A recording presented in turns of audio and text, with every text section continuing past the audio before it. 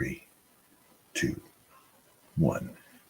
Good morning, good morning, good morning. It is 8 a.m. on April 6th, 2025. I'm broadcasting live from Austin, Texas. My name is Keith, and I am here to hang out with you while you're getting your job applications out. This stream was created so that people who are in the job search broadly, generally, but more specifically in tech and more specifically as a got the wrong. More specifically for programmers, that's what I've been for the vast majority of my career. Out there looking for a job. It's tough to look for a job these days. So I created a stream just so you have a buddy to hang out with. So you can get up in the morning, grab yourself a caffeinated beverage, and get to work. Oh man, I'm out of drinks. We'll make it through. We'll make it through. Together, we'll make it through. We do two things on the stream. We look at job numbers and we look at the news. It's affecting tech and the larger business area. So we also, we're open to taking a little jog to the left, to the right. If you want to put a question in the chat, I'm happy to address that. You got a moment that you want to take a detour and talk about, feel free to drop something in the chat. And if you know anybody who could use this, who's in the job search, who's struggling to find a job, maybe it's been months since they've been laid off or out of school and they're looking for that job, and they're just, having a hard time being consistent, share this with them, please. I stream Monday through Friday at 8 a.m. Central Standard Time on YouTube, on Twitch, and on LinkedIn. So there we go. Let's get into it. I do spend a lot of time on LinkedIn. You'll see that there is a QR code on the screen there. Please feel free to connect with me if you're interested. I'm always looking to grow my network of people in tech. And the other reason I spend time on LinkedIn is because they've got this nice little news feed, which oftentimes has news stories that might affect what we're doing in tech and broadly in the business world. So OpenAI dropped a couple of new models yesterday. They've been very busy this week trying to regain some of the momentum they lost to Anthropic and other AI startups. Again, they closed that $40 billion funding round.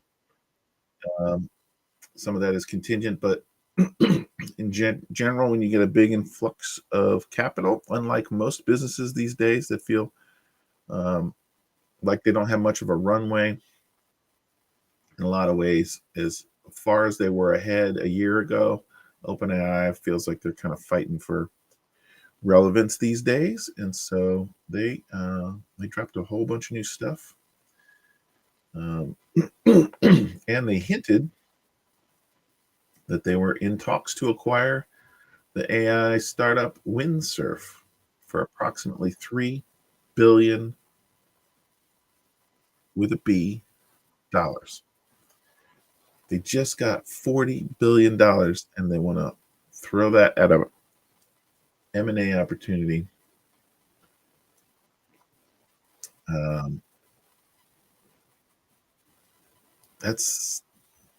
is a big bet. I don't use Windsurf. I use Cursor for my AI VS Code clone. I definitely watched a bunch of videos of people who like Windsurf. I'd already started with Cursor. I feel very happy with it as a tool, and I'm not the early adopter that has to try everything. I'm the early adopter of, this looks good, I'm going to learn this thing, I'm going to go deep as I can on that thing, and I'm going to become good at using this tool. There might be some new tools that pop out that have some features that this doesn't have, but you give me a tool that I've been working with for 90 days and you put me up against somebody who's got a tool that they just started working with, I'm still going to be in better shape, right? You got to learn the tools.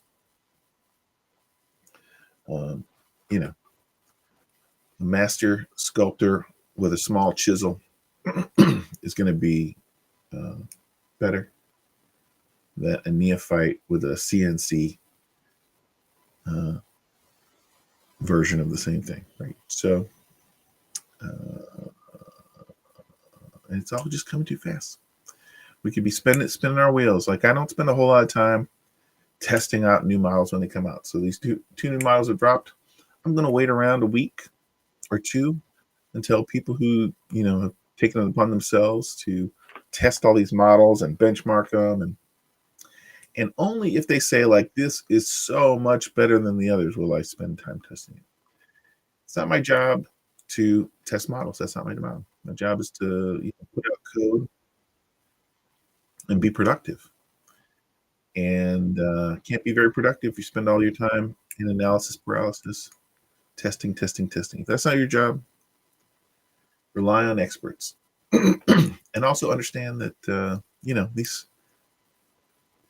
when you look at these benchmarks, it's 10% better than the thing before. Most of them are not. They're 4% better, 3% better. You don't notice that. You just don't notice that. 6 months later, if 3%, 3%, 3% start to add up and you notice it, but from day to day, you see that little kid growing up. Then you look back 10 years and you're like, what the heck happened? Right? But you can't see it day to day. You can't see it model to model. So just go deep, be productive with what you got. Every 4 to 6 months, check in. I, I've created a bunch of programs a year and a half ago. Like, I want to build this thing. I want to see if AI can help because I frankly don't know how to solve this problem. Most of the times I'm using AI to work on code. I'm getting it to speed up stuff I already know how to do. Or I could very easily figure out how to do. Like maybe I've done it before 5 years ago. I don't remember how to do it, but I know I can figure it out.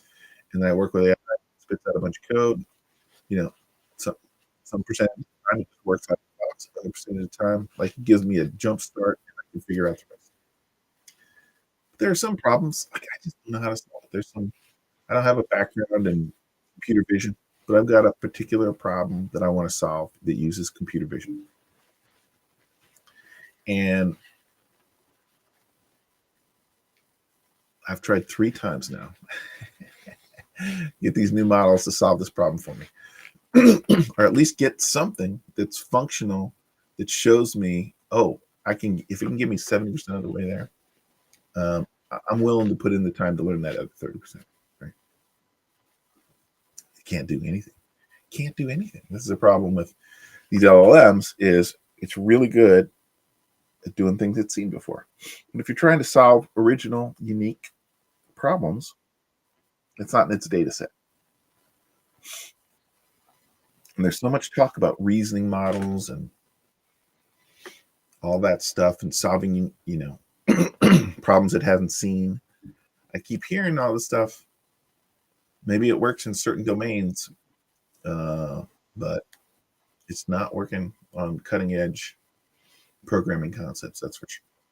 Again, if it's seen it, uh, if there's a chance, oh, I could figure this out in a week. It's a pretty good chance it could figure it out for me in a day or a weekend. Um, and that's the majority of programming. Most of what we do is well tread path. It's been written by other programmers many many times before. Um, maybe we haven't walked that path, but it's out there. The path is out there. We just haven't done it yet. So it can speed up that process for us. But if you got an original problem that hasn't been solved before, you know, grab a machete and get to work because you got to cut that path. Ain't nobody gonna ain't nobody gonna pave the road for you. Let's see. AI coding 2 competes with any sphere's fast-growing coding model cursor. It is interesting though because this idea of fully integrating an AI um,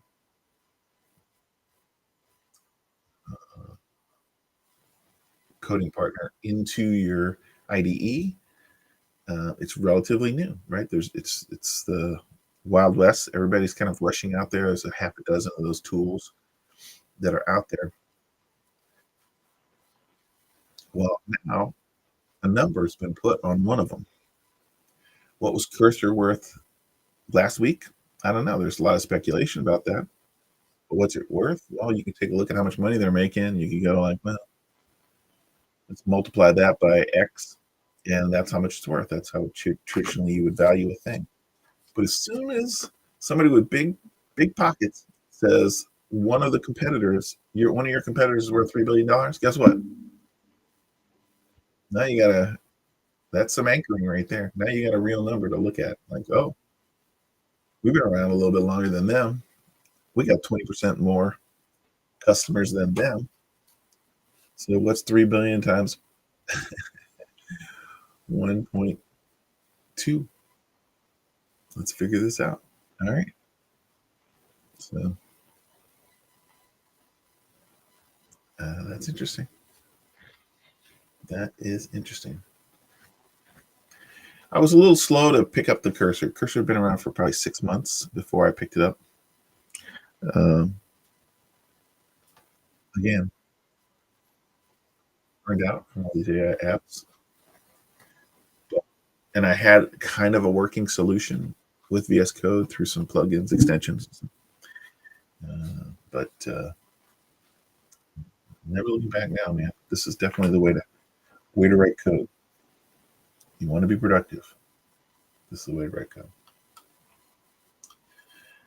Uh, so there we go. There we go. That's interesting. Will Netflix shrug off volatility? Netflix sees a report. It's set to report quarterly earnings on Thursday. After the markets close, Wall Street is optimistic, saying the streaming giant is well positioned to weather economic headwinds. Analysts point out that Netflix doesn't face any direct impact from tariffs and has little exposure to advertising. Revenue quarter seen climbing about 12% year over year to 10 billion, helped by price hikes per the consensus of estimates. It's the first quarter in which Netflix won't report subscriber data. This doesn't directly have anything to do with us, other than it is one of the, it's one of the Mag 7 or Mag 10. I don't remember what we're talking about these days. Uh, that is a technology company that sort of moves the market. Um, it is not a company that ships out DVDs. It is solidly a technology company. But not much more to say about that, I don't think. So we've got Zuckerberg. Zuckerberg's in front of Congress this week. I'll do it again, said Mark Zuckerberg of his 2014 purchase of WhatsApp. The Meta CEO remarks came during his final day of testimony with the FTC antitrust suit that could break up his company. Certain kinds of ads on Instagram, and Messenger now earn Meta $10 billion a year. Zuckerberg revealed in March he privately offered the FTC $450 million to settle the case. The Wall Street Journal reports, citing anonymous sources, an offer the agency found credible. That's interesting. I have not been tracking this closely. I don't think, I don't know. It's not a story that's all that interesting to me. But he privately offered to pay a fine of $450 million to settle the case. The way that's phrased, it seems like a bribe. He privately offered. I don't know. An offer the agency found not credible. I don't know what that means. You don't think he's got $450 million lying around, or he couldn't get it to make this case go away? Absolutely, he could. Always is. This is an interesting story. I don't subscribe to the Wall Street Journal, so I didn't read the full story. Um, some of the fastest growing jobs available are called middle skill jobs. This is not a new thing, but it's interesting. Uh, but not everyone knows they exist. The Wall Street Journal writes radiation therapists, nuclear technicians uh, don't always require a college degree, but with the right technical skills, they can earn six figures. Last year saw more than 6 million job openings like these, and 72 occupations were in uh, with labor shortages. Now, the solution could align training programs that feed directly to employers. Now, this is really the beginning of what happened with the boot camp in the coding space, right? There just weren't enough coders to fill all the positions, and colleges were not adding enough CS graduates to meet the need. So coding camps popped up 15 years ago, 10 to 15 years ago, um, and solved that problem. They're like, hey, you know, join our program, give us 10, $25,000, and you could be making 70, 80 grand with your first job out of a boot camp, and you can do it in less than a year instead of 4 years. Um, did they get the same education with a 4 year CS degree? No, they did not. Did they focus on the skills that you just needed to get the work done, to fill the seat, to be productive, to provide value to companies? Yes, they did. Those days are kind of behind us now in the coding world, but it's interesting to see that there are more opportunities there in other places. But the difference there is, what are those other roles, and how do you educate them? Our parent company for my day job um, does HVAC, trains people to fix, maintain, replace HVAC stuff, and so they need equipment to do that, to work on. They need hands-on experience with the stuff, so they need to set up a environment where there's actual physical HVAC things that they can learn on. They need qualified teachers. Um, it's interesting. Radiation therapists and nuclear technicians. What kind of technology do you need access to be able to set up a school to teach um, that stuff? That feels a little different. To go out and buy, pay a couple of $1,000s for an HVAC unit and put it in a place and have people work on it, learning all the different parts of it. That's different than nuclear technicians. Like you can just go grab yourself a 3 Mile Island and go like, hey, we're going to set up a training thing. I don't know how that works. Maybe you could do it with VR. Maybe, I don't know. That's interesting. I'm curious to learn some more about that. Let's see what we got. NVIDIA probed over Chinese exports just after NVIDIA announced it would take a $5.5 billion charge thanks to tightened regulations around export of chips to China. The semiconductor giant has found itself at the center of a congressional investigation into the use of its chips by Chinese artificial intelligence company DeepSeek. NVIDIA, which also announced plans to manufacture supercomputers in the U.S. this week, said it follows U.S. export laws to the letter. Everybody is going to be running up against these tariffs, depending on how they sort of shake out. And I backed this Kickstarter. A couple of them started 2 years ago. One of them was delivered last year, and then there was a follow-on. They're like, "Hey, we delivered the product, and in the process, we've learned a lot, and we've created this add-on that makes this product so much better. If you're interested, here's a follow-on Kickstarter." And I was like, "Yeah, that seems like a good idea. Here's a little extra cash." They'd already done a great job of delivering on time and exactly what I want. Everything's built in China, of course. And these things take time. And then we had the Chinese New Year, and there was some delays there, and everything's got to be on a slow boat from China. And I was one of the first people to say with this new Kickstarter, "Hey, I want that thing. Give it to me." As soon as I found it, I was like, "Yes, give me the money. Give me the product. Here's the money." And uh, so, the Kickstarter is like, "Oh, we're building them in lots. The first people in will get the first batch, and then we'll have other batches coming." So I was in the first batch. I got my product 6 weeks ago, but they hadn't all been shipped yet. People who were late to the party in later batches, second batch comes in just under the wire, just under the wire.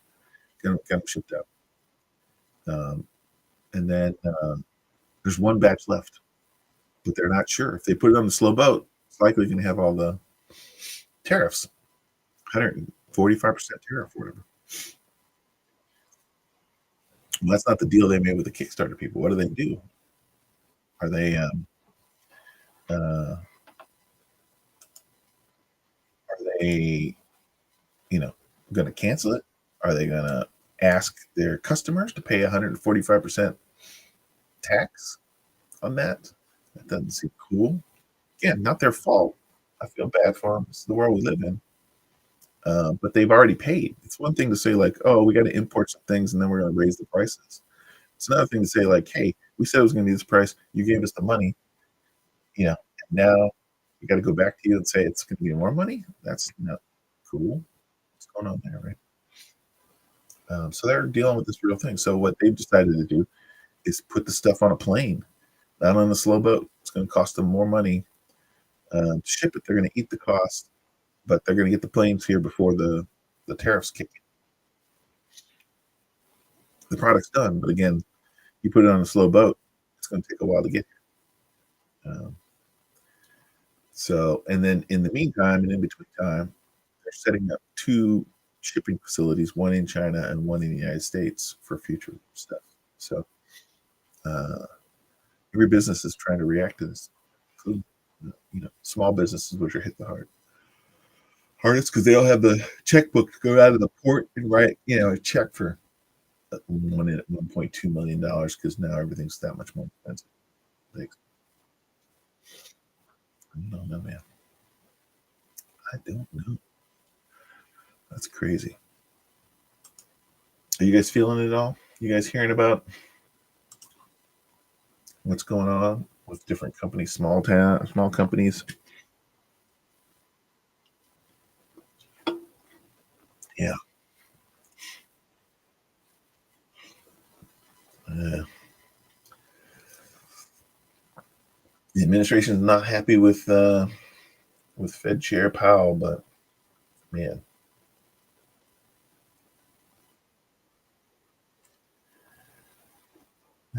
they're just on so many fronts. They're setting up a bunch of fights that are not two V kick goal crash, a V chickle, V sickle. That's funny. Come on. I have um they're setting up a fight with the Supreme Court. They're setting up a fight with the Fed. Uh, setting up a fight with colleges. Harvard said no. Mercy is mine. Lots of, uh, I'm in Texas. I'm not a big fan of these voucher programs. We've voted it down many, many times. They're trying again to push that through.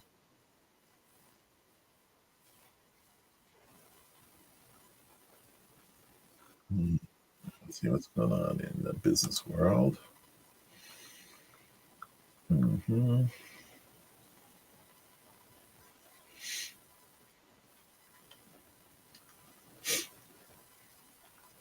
hmm Yeah, no rate cuts. That's not good news for us.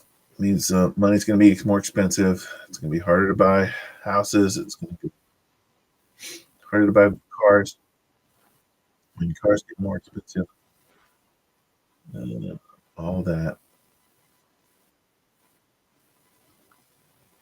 all that.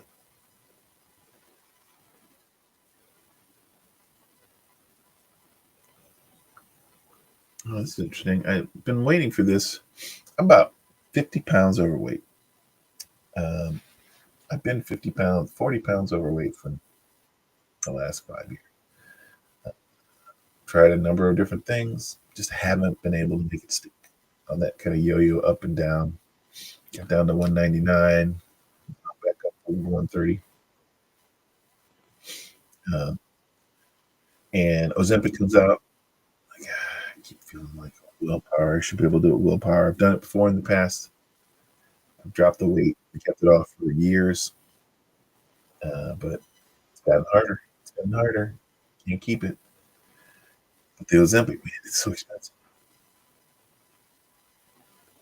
But the pill and then the jabs, you know, like I'm not afraid of needles. I ain't a problem with it, but I just don't want to get on the feels like a junkie. I associate I'm not diabetic, but never had to do that. Um, I don't know, but I can do a pill every day. I'm taking a statin every day. I can do a pill every day. I mean, it's still gonna be expensive, I'm sure, but probably more expensive because you don't have the jabs. But maybe 2 years, the price will come down. There'll be more competition in there. They can charge whatever they want right now. There's no competition, so maybe the pill becomes the expensive one, and the jab starts to lose. Um, they still have to cut the price on that. I don't know. We'll see. Sometimes great. Watch these NVIDIA stock price. The one says chip exports curve set to hit expectations. China's been such a big customer for NVIDIA. It's hard. It's hard for them to kind of cut them out completely. And of course, China wants to get those chips because they're the best chips right now. So yeah, I'm sure they're doing a bunch of stuff. They're getting other countries to buy them and then snagging them on the secondary market. Like, hey, Denmark, go buy us some chips, and then we'll pay you back at a profit. I'm sure that kind of backdoor deal stuff goes on. Target boycott. Let a pastor plan second phase of its 40-day fast. It's been off my radar.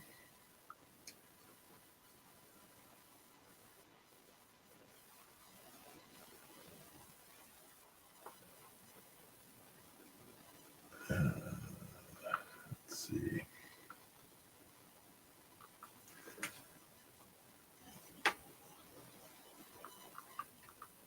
Yeah, yeah, yeah. Technology. Lost records. Take two. Didn't play it. NVIDIA drivers for GeForce graphics card finally fix major game crash. 5060.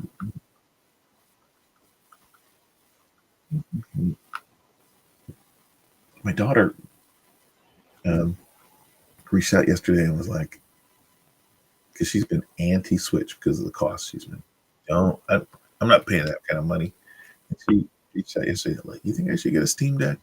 It's only $50 more, and I can play a bunch of emulators on it. She's big into the emulations, and I was like, all you've been doing is complaining about the cost of that Switch 2, and now you want to spend more money on this Steam Deck. It's, it's so funny.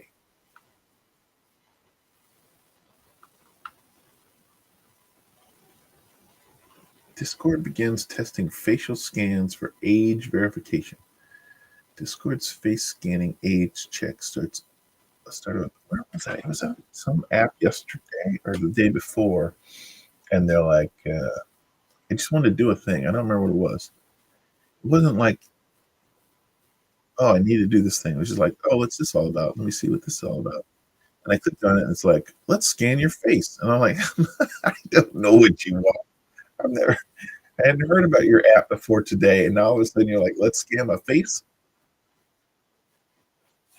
My face is all over the internet anyway. If you want to find my face, it's there. But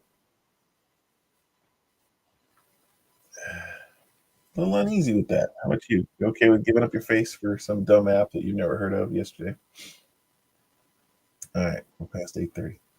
This is where I'll wrap it up. Uh, we will be back tomorrow on at Friday. We'll be back in 23 hours and 30 minutes thereabouts, and wrap up the week. It's been not a very productive week for this week. I've been feeling a little off. I'm not. I'm not as productive this week as I would have liked to have been, but um, today's a new day. I'm gonna make my list of things I'm gonna check off, and I'm gonna get to it today. I started something I've been putting off since Monday, yesterday, right before bed, and I got it started. So now I can just pick up where I left off. We'll see how that goes. Uh, in the meantime, and in between time, again, share this stream if you're late to the stream. Share the stream with any friends who are in the job market, looking for a buddy to hang out with while they get those job applications out. And I will see you in 23 hours and 30 minutes. Have a great day, and we will see you on Friday.